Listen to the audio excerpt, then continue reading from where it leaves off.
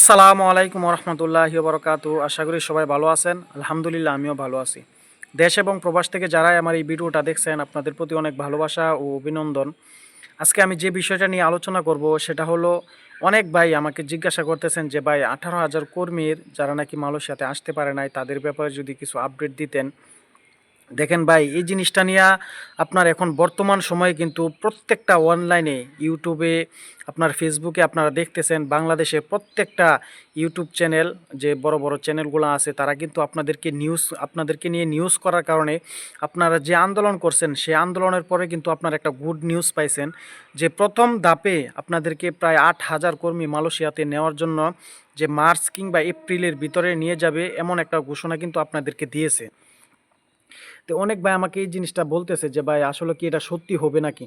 দেখেন, আমি কিন্তু এর আগেও বলেছি যে আপনাদেরকে নিয়ে কিন্তু সরকার অনেক আশা দিয়েছে, অনেক আশ্বাস দিয়েছে, কিন্তু কাগজে কলমে যখন পর্যন্ত আপনাদের কোনো কার্যকর না হবে ততক্ষণ পর্যন্ত শিওর না যে সরকার আপনাদের বিষয়ে কোনো কাজ করছে। এজন্য আপনারা যেভাবে একটা আন্দোলন করেছেন সেটা আমি কখনোই ভাবি নাই যে 18,000 কর্মীগণ এত বড় একটা আন্দোলন করবে। যে আর আপনারা যেভাবে আন্দোলন করেছেন প্রত্যেকটা নিউজ টিভিকে আমি অনেক অসংখ্য ধন্যবাদ জানাই। আজকে তারা বাংলাদেশের বড় বড় নিউজ টিভিগুলা প্রতিবেদন করার কারণেই আজকে আপনাদের বিষয়ে যে বড় সরকার আছে, উপদেষ্টাগণ আছে, সবাই কিন্তু আপনাদের বিষয়টা খতিয়ে দেখতেছে, তাদের কানে গিয়ে পৌঁছেছে। তারা এখন এই বিষয়টা নিয়ে নড়ে চড়ে বসছে। এজন্য প্রত্যেকটা নিউজ টিভিকে আমি ধন্যবাদ জানাই। আর আপনাদের যে আপডেটটা সেটা হলো, এখন যেহেতু সরকার যে এই বিষয়টা নিয়ে অনেক গরম রয়েছে, এজন্য এখন আশা করা যায়, আমি 50% আশা করতেছি ইনশাল্লাহ আপনাদের বিষয়ে সরকার অতি দ্রুত পদক্ষেপ নেবে। এখানে কিন্তু বলছে আপনাদেরকে মার্চ কিংবা এপ্রিলের ভিতরে আপনাদেরকে মালয়েশিয়া নেওয়ার জন্য একটা আশ্বাস দিয়েছে। আর এর আগেও কিছুদিন আগে কিন্তু পররাষ্ট্রমন্ত্রীর সাথে ডক্টর ইউনূস সাহেব আপনাদের বিষয়ে যে 18,000 কর্মীগণ ছিল তাদেরকে নেওয়ার বিষয়ে কিন্তু এখানে রিকোয়েস্ট করেছে। আর প্রথম ধাপে যে আপনার প্রায় 8,000 কর্মী নিবে, এখানে 7,664 জন। এখানে কিন্তু এখনও পরিপূর্ণ ক্লিয়ার করে নাই যে কোন কর্মীগুলো নিবে। এখানে কিন্তু 18,000 কর্মীর ভিতরে অনেকের কিন্তু সব কিছু কমপ্লিট ছিল, শুধু টিকিট বাকি। আবার অনেকের কলিং আসছে, ই ভিসা এগুলো হয় নাই, মেন পাওয়ার হয় নাই, বিএমইটি রেজিস্ট্রেশন হয় নাই, এগুলো কিন্তু অনেকের হয় নাই।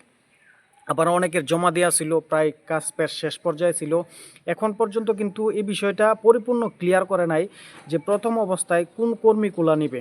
তবে আমরা যতটুকু বুঝি, যদি প্রথম অবস্থায় কর্মীগুলা নেয়, সর্বপ্রথম ওই কর্মীগুলাই নিবে যাদের বিএমইটি রেজিস্ট্রেশন হয়েছে, মেন পাওয়ার, ফিঙ্গার সব কিছু কমপ্লিট, শুধুমাত্র টিকিটের জন্য আসতে পারে নাই, সেই বাইকগুলাই আগে আসতে পারবে।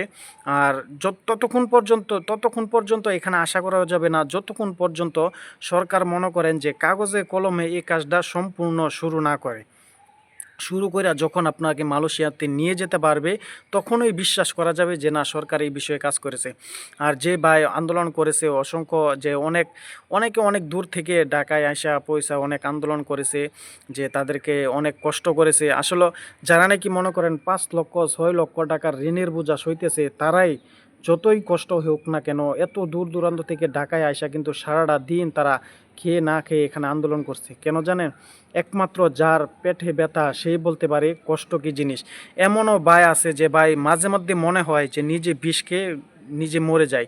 একটা মানুষ কতটা মনে করেন যে কষ্টে থাকলে নিজের মৃত্যু কামনা করতে পারে। এজন্য যে 18,000 কর্মীগণ ভাইয়েরা ছিলেন, আসলে আপনাদের কষ্টটা আমিও বুঝি, কারণ একটা মধ্যবিত্ত ফ্যামিলির লোক যে কতটা কষ্ট করে, যার উপরে একটা ফ্যামিলির চাপ থাকে, ফ্যামিলি যার কাঁধে থাকে, একমাত্র সেই বলতে পারবে যে একটা ফ্যামিলি চালানোটা যে কত বড় কষ্ট। আর 5 লক্ষ 6 লক্ষ টাকা ঋণের বোঝা যে যে টানাটা কত বড় কষ্টকর। আজকে যদি আপনি প্রবাসে চলে যেতে পারতেন, তাহলে আপনি অল্প কিছু করে হলেও আপনার যে ঋণটা ভাঙতে পারতেন। কাজ করেন আর না করেন কম বেশ কইরা হলেও আপনার ঋণটা ভাঙতে পারতেন। কিন্তু বাংলাদেশে থাইকা, আমি বাংলাদেশে আসছি প্রায় 1 সপ্তাহের মতো হয়ে গেছে।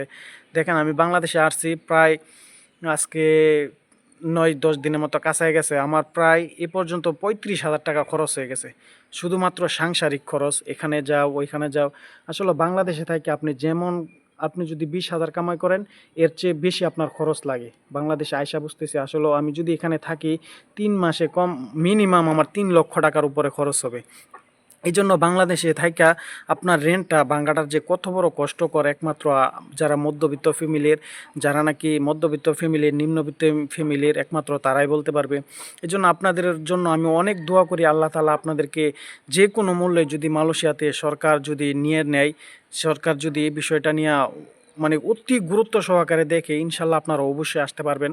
তো অনেক ভাই আমাকে প্রশ্ন করেছিলেন এই বিষয়টা নিয়েতে ভাই, আমি এখনও বলি, পরবর্তীতেও বলবো, যতক্ষণ না পর্যন্ত সরকার আপনাদের বিষয়ে কাগজে কলমে পদক্ষেপ নিয়ে পরিপূর্ণ করে আপনাদেরকে যখন মালয়েশিয়া নিবে, 50% কাজ কমপ্লিট হবে, তখন আশা করতে পারবেন যে না আপনারা যেতে পারবেন।